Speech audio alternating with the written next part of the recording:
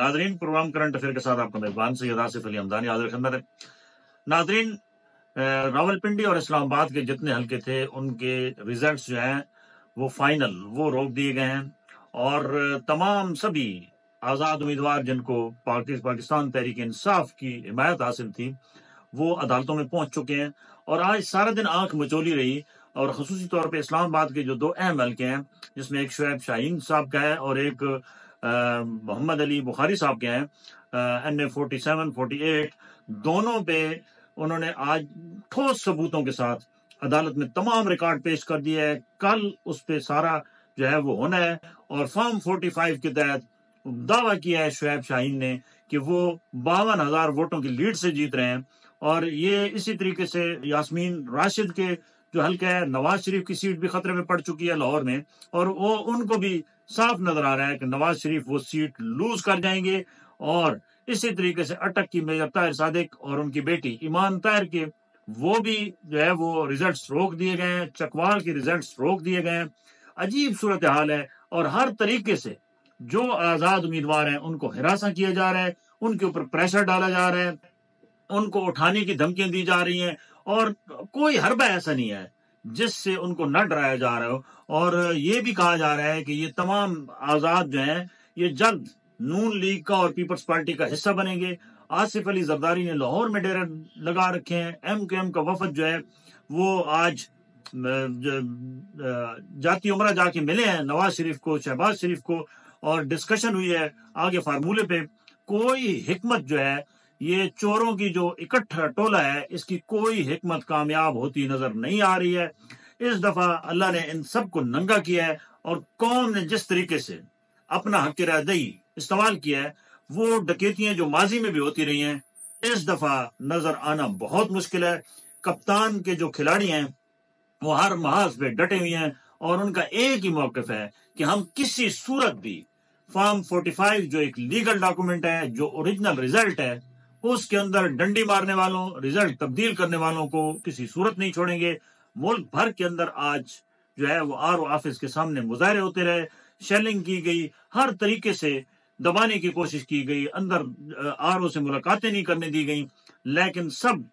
जो है वो अपने अपने महाज पे डटे हुए हैं और वो कहते हैं कि जब तक हमें इंसाफ नहीं मिलता हम रोजाना मुजाहरे भी करेंगे और अपने वोटर्स को जो है वो बाहर निकालेंगे कि उनका वोट हमारे पास अमानत है, उसके ऊपर डाका डाला जा रहा है और ऐसी दलेरी के साथ डाका डाला जा रहा है कि जिसकी मिसाल माजी में नहीं मिलती। इंटरनेशनल ऑब्जर्वर ने भी हाथ खड़े कर दिए हैं और उन्होंने भी ये अपना मौक़िफ़ इख्तियार किया है। इंटरनेशनल यूरोपीय यूनियन और जितने बाकी मुबस्सिरीन आए हुए थे उनकी तरफ से भी इस वक्त प्रेशर है पाकिस्तान के जो ताकतवर हल्के हैं उनके ऊपर कि खुदारा ये अब खेल बंद करें, क्योंकि ये जमहूरियत का खेल नहीं है, ये इंतहाई जो है वो खौफनाक खेल खेला जा रहा है और इसके जो आने वाले दिनों में असरात होंगे। अगर जोड़ तोड़ के साथ हुकूमत खड़ी भी कर दी गई, बैसाखियों के जरिए खड़ी कर दी गई, तो ये हुकूमत चलने वाली नहीं है। ना ही ये कोई पॉलिसी बना सकेंगे, ना ही ये कोई इंटरनेशनल लेवल पे पाकिस्तान का जो इमेज इस वक्त पूरी दुनिया में जगहसाई हो रही है, क्या हमारा अदलिया की, क्या हमारी मुकन्ना की, क्या हमारे सियासतदानों की, जिस तरीके से पूरी दुनिया में जो है वो मजाक उड़ाया जा रहा है उसकी मिसाल माजी में नहीं मिलती। और हमारा जो पड़ोसी मुल्क है भारत, वहाँ तो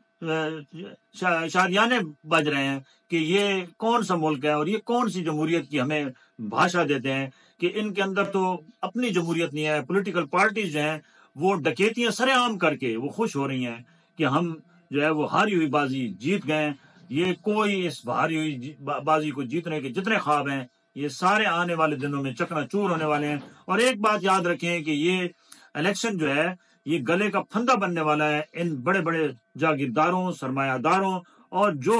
ये खानदानी सियासत करने वाले हैं उनका ये आखिरी दौर होगा। ये बात याद रखें कि उनको आइंदा अवाम जूते मारेंगे। इस दफा भी अवाम ने खुल के उनको अपने वोट की ताकत से जो है वो नीचा दिखाया है, लेकिन इतनी बेशर्मी और ढिठाई की इंतहा है कि ये अपनी शिकस्त तस्लीम करने के बजाय ये मुख्तलिफ चोर रास्तों से अपने जो है वो रिजल्ट तब्दील करवाए और इतने भोंडे तरीके से वो भी जो है वो रिकॉर्ड बनाया